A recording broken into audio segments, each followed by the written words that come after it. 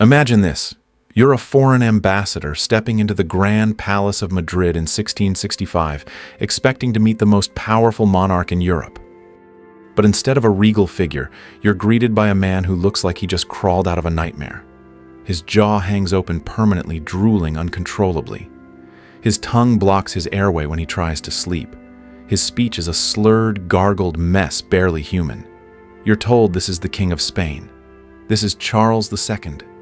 But behind the velvet curtains and gold-plated propaganda lies one of the most disturbing biological tragedies in royal history. Charles couldn't walk until he was 8. He couldn't speak clearly until 10. He cried for hours like a baby, gasping for breath in his sleep, while servants drew straws to see who had to enter his room at night, because what they heard behind that door didn't sound human. His body was so deformed that foreign painters refused to finish his portrait. His limbs were thin and crooked, his head massive and heavy. His own people whispered that he was cursed, but this wasn't the work of demons. It was the legacy of centuries of inbreeding, centuries of kings playing God with bloodlines. What happens when power becomes more important than survival? You get Charles II, the broken, gasping final breath of a dying empire. And this is only the beginning. They called it purity. But what the Habsburgs were really breeding was disaster. For over 2 centuries, the Habsburg dynasty ruled over half the known world, from the glittering palaces of Madrid to the shores of the Philippines. They commanded vast armies, controlled oceans, and wore crowns soaked in gold. But behind the silk curtains of royal chambers, a quiet horror was unfolding, one marriage at a time. Obsessed with keeping their power in the family, the Habsburgs began an unnatural experiment in human genetics. Cousin married cousin, uncle married niece. One generation after another, they folded their own blood inward, believing that noble lineage mattered more than biology. The result wasn't just a weak heir, it was a slow-motion genetic collapse. Charles II of Spain was the final product of this royal gamble.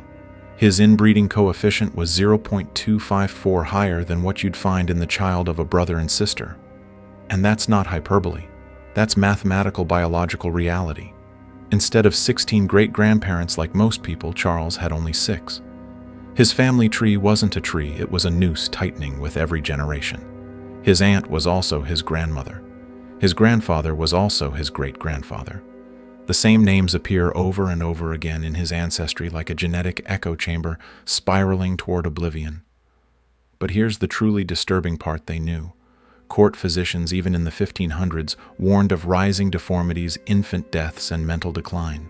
Advisors begged the royal family to stop the intermarriages, yet the Habsburgs refused. Why? Because to them, the idea of mingling with lesser blood was worse than the death of their own children. They would rather rule over a decaying empire than risk a drop of outsider lineage. That's not tradition, that's delusion. And Charles II was the bill that finally came due. He wasn't just sick. He was a walking medical catastrophe. His face warped, his body broken, his mind trapped in childhood.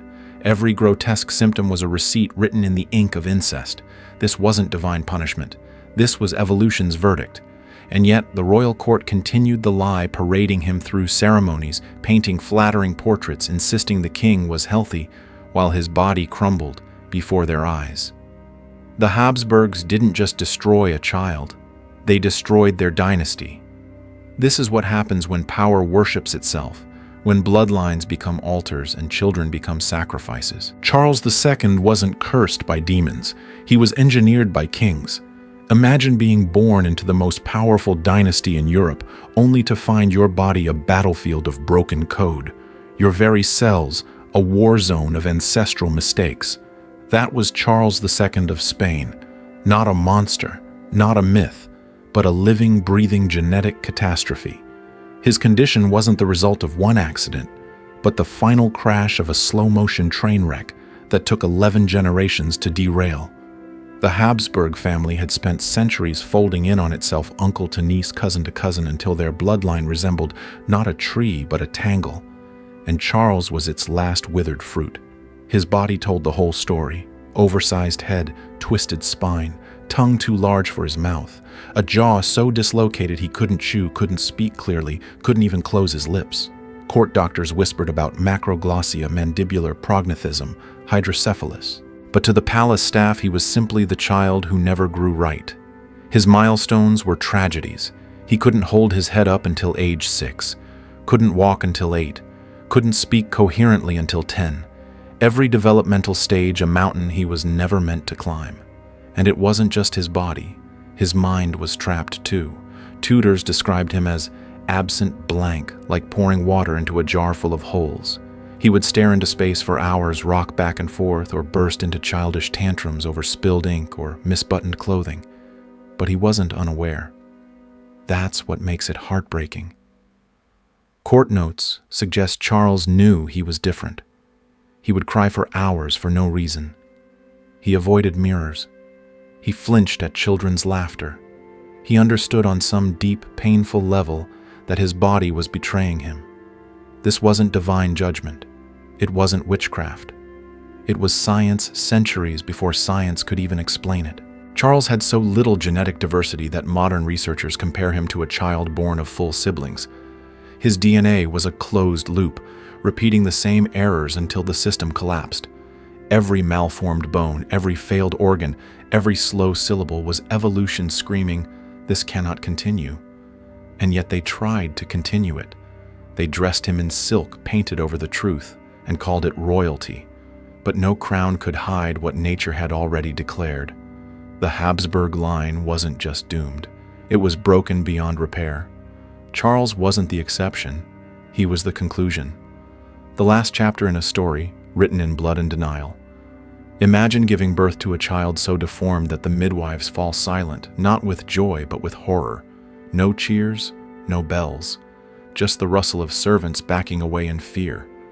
That was the arrival of Charles II of Spain. And instead of seeking help, his royal family did the unthinkable. They covered it up. From the moment Charles entered the world, the Habsburg court launched a massive campaign of denial. The truth that the heir to the Spanish Empire couldn't speak, couldn't walk, and might not survive infancy was simply too shameful for Europe's most powerful dynasty to admit. So they did what monarchies do best, they buried it. The midwives were threatened with death if they ever spoke of what they saw. Physicians were forced to sign documents swearing the child was perfectly healthy. Artists were instructed to paint him heroic and serene, even as his eyes begged for help. They didn't treat him. They concealed him. Portraits of Charles as a young boy were meticulously staged. Furniture was positioned to obscure his twisted spine. Silk garments were tailored to hide his misshapen limbs. Food was pre-mashed so he wouldn't choke in public. At royal banquets, he was hidden behind decorative screens, his drooling, slurred speech silenced by ceremony. But the truth seeped out anyway through cracks in decorum and whispers in the halls. One visiting ambassador's child saw the prince and screamed, "Monster." The court blamed the boy. But they all knew children see what adults pretend not to. Even Charles's father, Philip IV, refused to confront reality. When he realized his son's body was broken beyond hope, he didn't call for the finest doctors in Europe. He ordered all existing portraits of the boy destroyed, as if erasing the image could erase the problem. The result: a kingdom ruled by fear and silence, where every servant walked on glass, where every word spoken too loud could cost a head. But perhaps the most tragic part of this royal lie was Charles himself. The child trapped inside this collapsing body knew something was wrong. He could feel the fear in others' eyes. He could sense the pity, the disgust, the unease. Yet no one dared speak of it.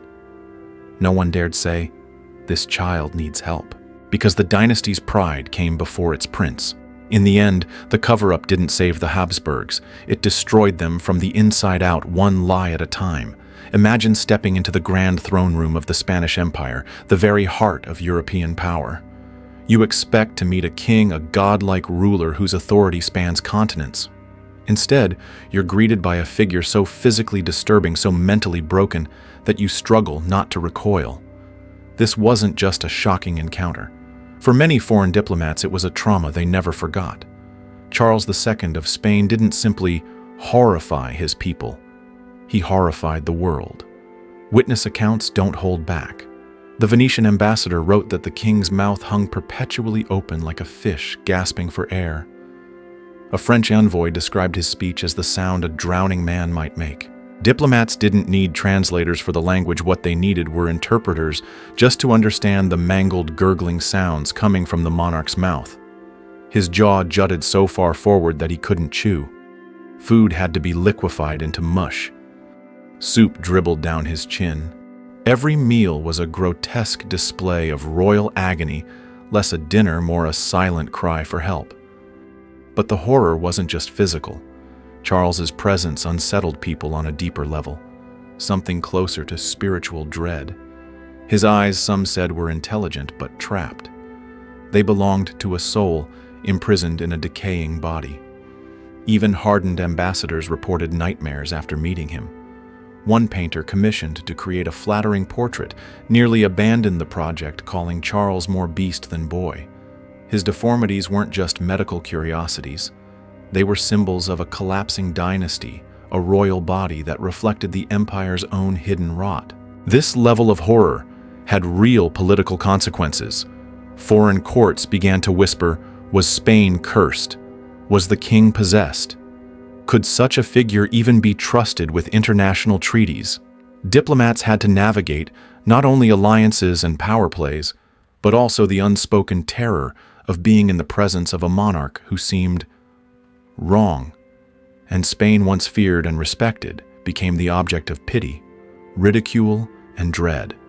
Charles II's body was not only a product of inbreeding, it was a diplomatic disaster. He was the grotesque face of a dying empire, a living emblem of decay that no royal ceremony could disguise. And the world watched aghast as Spain's greatest throne crumbled beneath the weight of a man who could barely speak, barely eat, and barely live. He was crowned the most powerful man in Europe, but he couldn't rule, couldn't father a child, and could barely form a sentence. Charles II of Spain wasn't just a failed king. He was the tragic embodiment of everything that can go wrong when a dynasty values bloodline over humanity. Behind the gilded walls of Madrid's royal palace lived a man imprisoned in his own body, tasked with leading a crumbling empire when he couldn't even feed himself without help. His 2 marriages were political lifelines thrown into a sea of desperation. Marie-Louise of Orleans, his first wife, arrived in Spain expecting a king and instead found a man so developmentally stunted that their wedding night ended in humiliation and tears. Charles, with the sexual maturity of a child, was unable to consummate the marriage. Rumors swirled through the palace like a plague. The king was impotent, infertile, incomplete. But instead of facing the truth, the court blamed her. They called her barren. She was subjected to invasive, degrading treatments, potions, bleedings, religious rituals, all to compensate for what Charles simply couldn't give. The emotional toll was catastrophic. Marie-Louise withered under the pressure, retreating into prayer and sorrow before dying mysteriously at age 26. Many whispered suicide. Others suspected she had been slowly poisoned by the very treatments meant to cure her. But the real poison was the unspoken reality: Spain had no heir, and Charles could never provide one. His second wife, Mariana of Neuburg, fared no better. The court placed their hopes on her womb, but history repeated itself. Still no child, still no future, still a king who couldn't fulfill the most basic expectations of a ruler or a man. The royal bedroom, once a place of dynastic power, had become a silent chamber of failure. This wasn't just a personal tragedy. It was a political catastrophe. An empire without an heir is an empire on the brink of war. The Spanish succession crisis, one of the bloodiest conflicts in European history, was ignited not by invasion, but by infertility. Charles II failed not because he lacked will, but because he had been biologically doomed from birth. His body couldn't serve his people. His voice couldn't carry laws. His name couldn't continue. And in that silent, childless end, the mighty Habsburg dynasty collapsed not with a bang, but with a broken whisper. When science failed, the Spanish crown turned to something darker: superstition, cloaked in sanctity, and desperation disguised as devotion. Imagine it: the royal palace, once a symbol of European dominance, echoing, not with the sound of royal decrees, but with Latin chants and the screams of a convulsing king. Charles II of Spain. The most powerful man in theory lay trembling on the floor, while priests hurled crucifixes at his chest and poured holy water mixed with crushed relics down his throat. The king of the Spanish Empire had become the centerpiece of an exorcism. It wasn't one isolated event.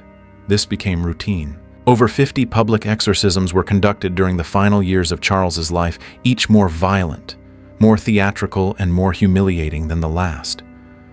The throne room was transformed into a spiritual battlefield, with nobles and foreign dignitaries forced to witness their monarch being wrestled by priests. These weren't secret rituals. They were spectacles born of fear and fanaticism. Spain wasn't just trying to save its king. It was trying to exorcise its collapse. The church claimed Charles was possessed by demons, evil spirits placed in him through witchcraft. But the real demon wasn't supernatural. It was genetic.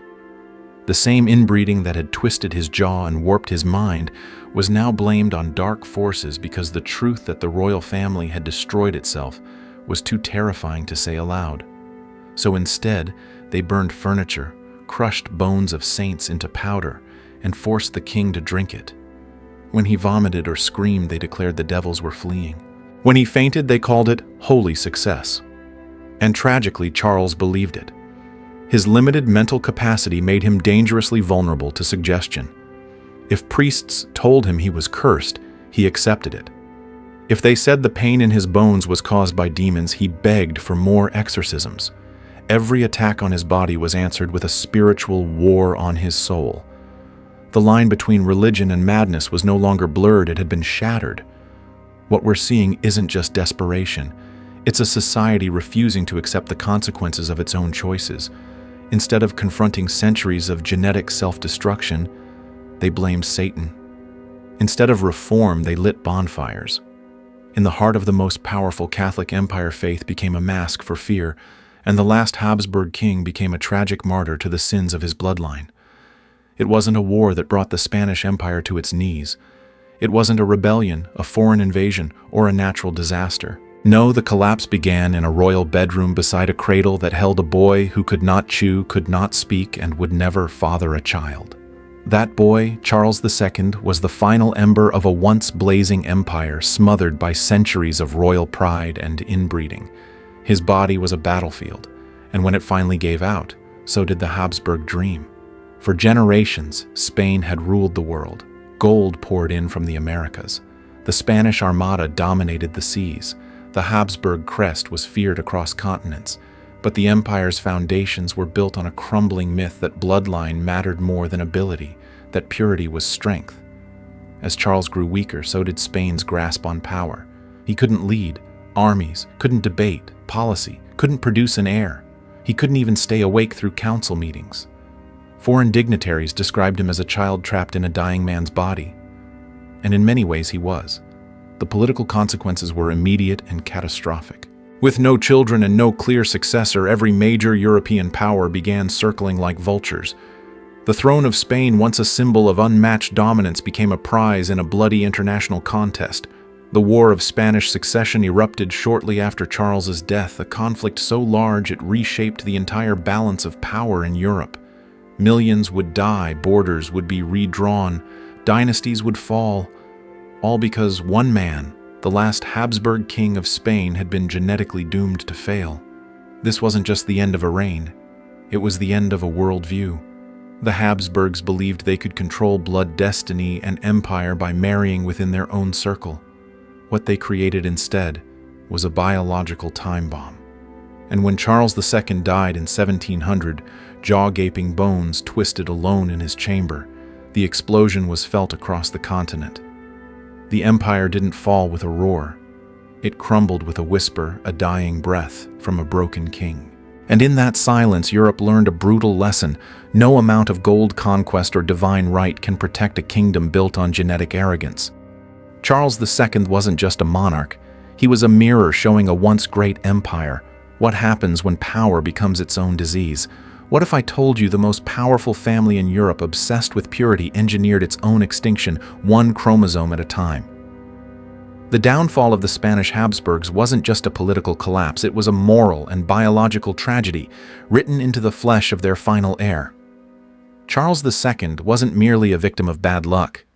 He was the living embodiment of a dynasty that chose pride over principal control, over compassion, and bloodline over biology.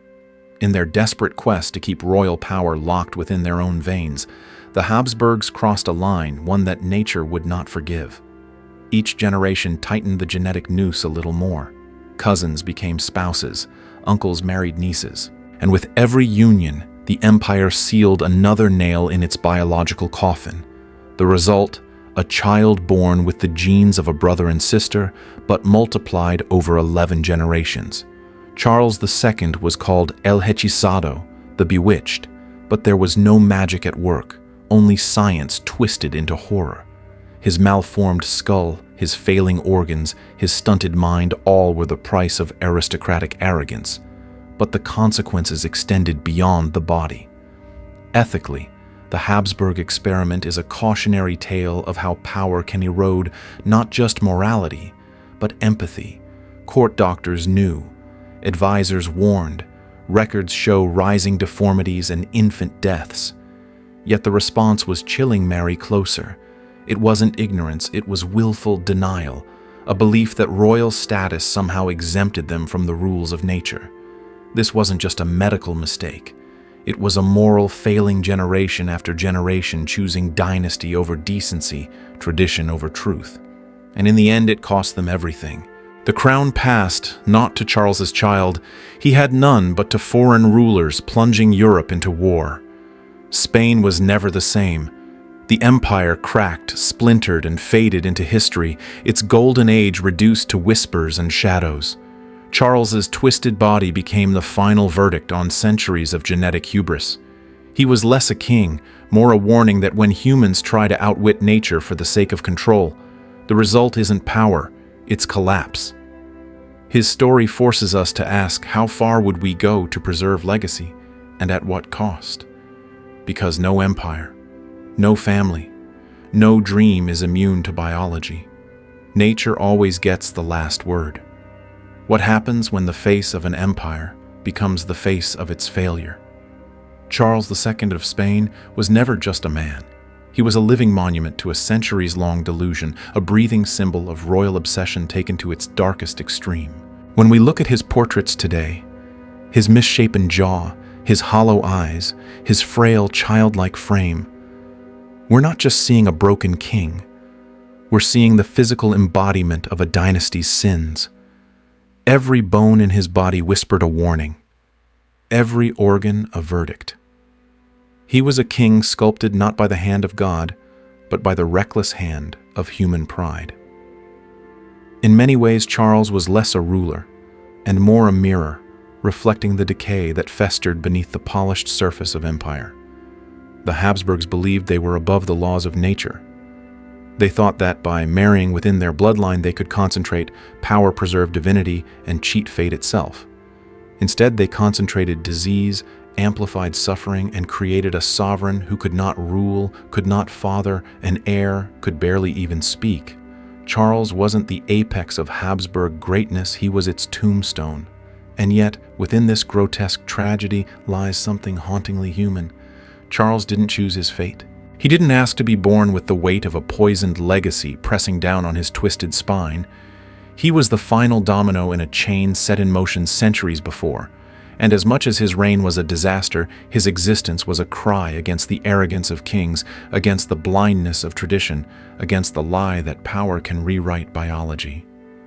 His life became a living parable. While golden banners flew over palaces and hymns praised divine right, inside the royal chambers sat a boy king who drooled over dinner and sobbed alone in the night. He was both monarch and martyr, a crown atop a collapsing body. Foreign ambassadors recoiled, court painters tried to erase his truth with flattery. Priests screamed demons into the air, but nothing could undo what had been done.